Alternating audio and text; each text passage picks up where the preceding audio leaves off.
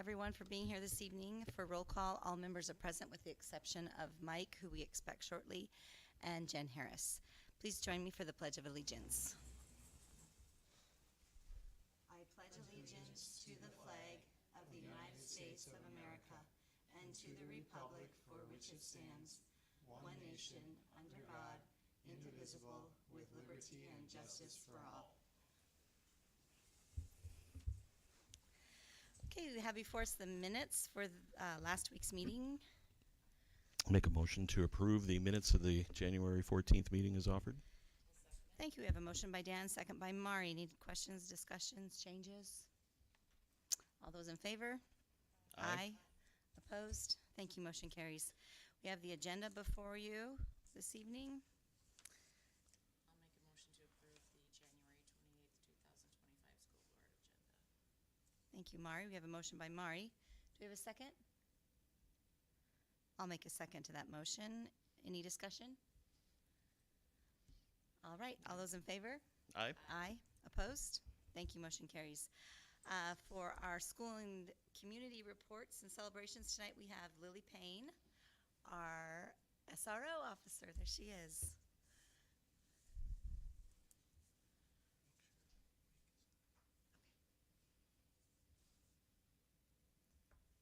Hello, I'd like to introduce this.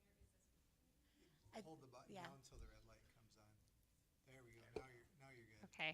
Thank Hi, I'd you. like to introduce myself. I'm Officer Lily Payne with the Fairmont Police Department. I'm currently the school resource officer with the Fairmont School District. I was hired this last year after Officer Bass retired. I've been with the department almost 9 years. I was an officer with Medelia for 1 year before that. This year has been really exciting for me, learning everything this job has to offer. It's really exciting to have my door open to students so they come and offer all sorts of questions to me about law enforcement, and really to be available to staff when situations are happening in the school, to mostly pose education about law enforcement and what our criminal justice system has. My role is not there to give tickets out necessarily or to enforce laws. I mean, it's a part of my job and it happens once in a while, but most of the time we can educate before that's necessary. Rarely is it necessary to give out those tickets. We can usually mitigate that beforehand by explaining to our students that, if this behavior continues, how can we change that in the future? A lot of times they have good questions, their parents have good questions, and we can change that behavior. A lot of times our staff has questions too about the laws, and even sometimes traffic, comes into play. They want to know what's happening as they get their license in the future. And so a lot of times it's education and having my door open so that they know that they can come to me. Also being just throughout our schools so that the kids feel comfortable with who I am. If I just sat in my office, they wouldn't know who I am. So it's really important to me to be walking around the school and present so that they know that I'm someone that is there for them. We have our Adopt a Cop program with our first grade classes, which is also great here in the elementary school. That puts our officers in those first grade classes. That's a great age for those classes to get to know our officers. They're very open and, they want to see our officers. They are trusting and they ask a ton of questions, and it's a great age for them to get to know our faces, because in a couple years they still know us. And then maybe when they're running around town, they're like, oh, I know you. You are our officer. So it's great to have those programs going. All of our officers are really open to participate in those. We always have engagement from our officers when we ask for participation in our schools. And so I'm happy to continue those programs that were started by officers before me. And do you guys have any questions about our school resource officers? Was being a school resource officer something that you had in mind when you began law enforcement, or was that something that came along more recently? I was was super excited that this opportunity came along. We didn't know necessarily that Officer Bass was retiring. I was thinking that it wouldn't be quite as available as soon as it was, but it was something that I was always looking forward to having the opportunity for. I have a young child, and so I knew that being involved in my community was something I was looking forward to. And so now I have an opportunity to get to see what our schools have to offer from a different perspective before I'm having my own child enter into the schools. So that's also really nice to see. When we first instituted the school or implemented the school resource officer program, that was exactly what we intended it to be, as a resource. And it sounds like as you're settling into your job that hopefully students are taking advantage of that resource, that it's not seen as something punitive. And we appreciate what you're doing in the schools and the relationships that you're building. So thank you. Yes, thank you. Sorry, I wasn't just late because I didn't want to read your report. Yes, no problem. Do you have any questions as we're wrapping it up? Good. As long as you know, we can have it. No, I just heard what Nicole said. I agree. Yeah. I see you there often when I'm dropping off my girls, and I hope you're finding success building good relationships with them. Yes. One thing that Minnesota recently changed was adding education to our school resource officers. That is a requirement, so that's something that I am working on completing this year. That was not in statute in years past, and that is something now that is a requirement. So myself and the other school resource officer in town, officers Parker Stevens, are working to complete that. I think that will only help our programming. It asks for us to take education, particularly in juvenile case law, juvenile statutes, juvenile counseling and those things. So I think that having that in statute, I mean, we were already looking at all those types of training, but it helps make sure that school resource officers get to those trainings in a reasonable amount of time when they take these types of roles, and it helps our department say, hey, let's get you to those trainings. So I like to see that as well. Great, thank you. Yes. Any Thank other you. questions for Officer Payne? All right, thank you. We appreciate you being here tonight. Thank you. Let me turn this off. I'm not sure what the static is. There it goes. Okay, we'll move on to our superintendent's report and calendar. Thanks, Nicole. As you see before you, our enrollment trends, exactly the same number district-wide as we had a couple weeks ago. So that's obviously a good trend to stay consistent with our enrollment. Some exciting news that have come through our district in the last couple of weeks, a couple of grant awards that I want to announce excuse me, publicly. But one, as you see on the list, is our school district has received a grant from the Minnesota Vikings for the implementation of girls flag football beginning this spring of 2025. So there's a monetary value to that grant that will be received once we get the check from the Minnesota Vikings. In addition to that, they are supplying us with 25 uniforms that are school colors. They look just like our football uniforms in the fall, of a jersey and shorts, and then they send us a box of equipment including footballs, flags, cones, things that we need to operate that piece. They're already in the process. They have coaching clinics scheduled.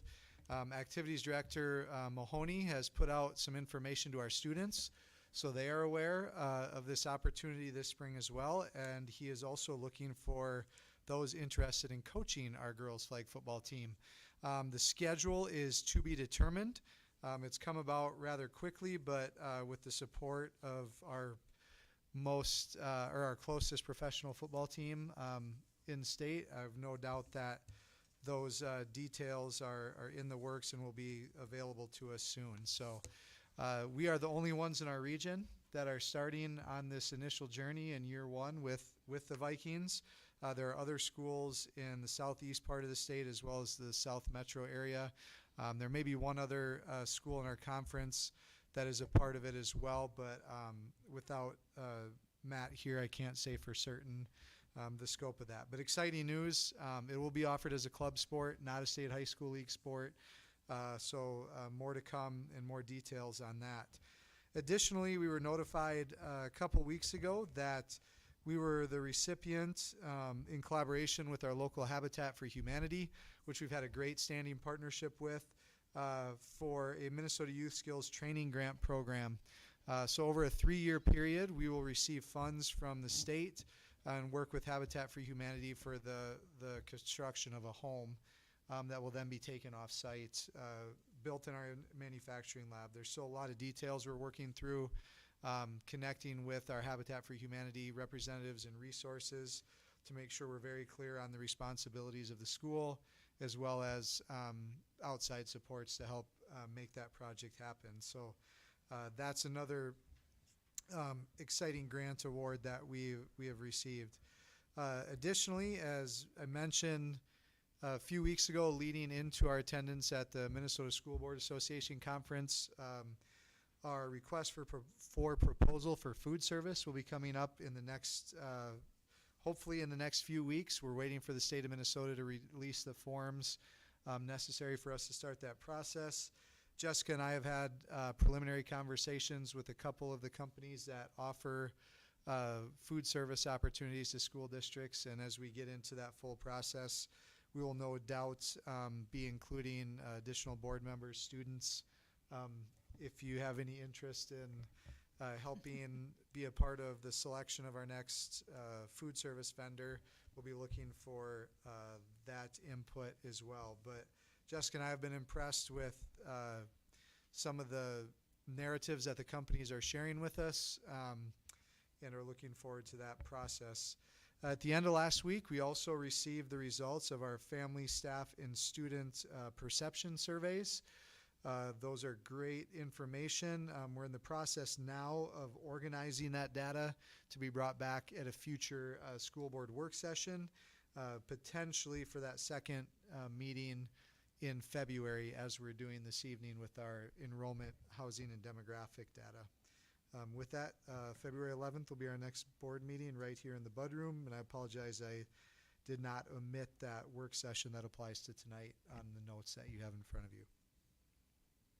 Great, thank you. Any questions for Superintendent Treadell? All right, thank you. We will move on to financial business. First, we have donations, and we have a resolution. In Appendix A, we have a resolution to accept donations and grants as provided for in Minnesota statutes.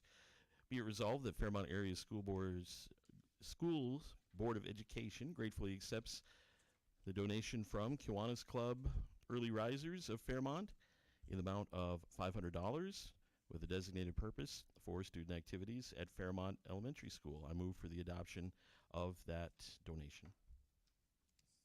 Thank you. We have a motion by Dan, a second by Mike. Any discussion?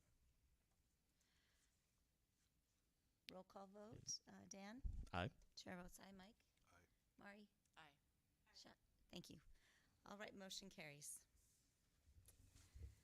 And moving on to financial business, Jessica? You have the wires and transfers in front of you. Again, it's a small batch since we don't hit payroll during the time that we're covering. And then you do also have the payment register for the checks and wires and ACHs that are going out that the board will be approving.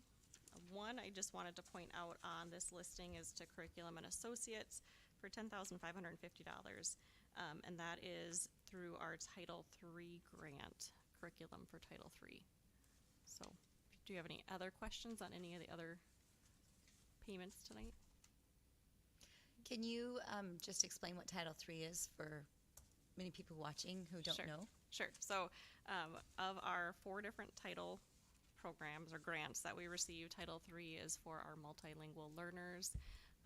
There's a couple of different, I guess, requirements that the school must do, and Kim is in charge of Title III. And Okay, thank Yeah. you very much. Yeah, so there's Title 1, 2, 3, and 4, all different categorizations and requirements, all different applications that we have to fill out. And on that note, as it just, there was communication today, as I've already received questions about some suspension of federal funding related to the education sector. And all we know right now is that the pause is on discretionary funding. from the federal government where our title services and other things are not considered discretionary. So still more clarification to come on that. But as that news came today, and I've already got questions, I thought I would provide what information we have at this time. So a lot more to come from our professional organizations, including the School Board Association, on what that will mean as those rulings come out for the future funding mechanisms of our school districts. Thank you for that clarification. We don't have Jen here tonight, so I will make a motion to approve the wire transfers for 12/5/2024 to January 22nd, 2025, and the January 28th, 2025 bills. Second. Okay, motion by myself, second by Mike. Any discussion or further questions? All those in favor? Aye. Aye. Opposed? Motion carries. We have no old business, so we will move on to new business. We have seated here tonight, as you can probably see, a new student school board member. And this is Belle Luderman. And Superintendent Tradow interviewed Belle a few weeks ago and is highly recommending her that she join with our other student school board members. It's invaluable, the information and insights that they bring to their meetings with Superintendent Tradow. And so we look forward to working with Belle and the rest of you for this. Well, two of you are seniors, right? Belle's a junior, so we look forward to working with you guys as long as we have you. With that, I make a motion to approve Belle Luderman to serve as Student Council Board Member for the 2024-25 school year. I'll second it. Is it for this year and next year? Yes. That's the intent. Yes. So long as Belle gets brought into the fold with Elena and Grace that she wants to continue. We'll see how you do the first 6 months. Anyway, we have a motion by myself. Second. Second by Mike. Any further discussion? All right, all those in favor? Aye. Aye. Opposed? Thank you, motion carries. Employment. We have one employment matter that we need to approve here at the elementary school. Principal Rosen has recommended that we, retain the services of Michaela Chambers as a long-term elementary substitute with an effective date of March 3rd, 2025, going through the end of the school year, which should be 5th of June, 2025. So I make the motion that we approve that long-term substitute hire. I'll second it. Thank you. We have a motion by Mike, a second by Mari to approve the long-term sub. Any discussion? All those in favor? Aye. Aye. Opposed? Motion carries. All right, we'll move on to board committee reports. We had the policy committee meeting. Jen was not there. It was Shane, myself, Jen, and Superintendent Tradow that were there. So I'll give you a brief synopsis of the meeting.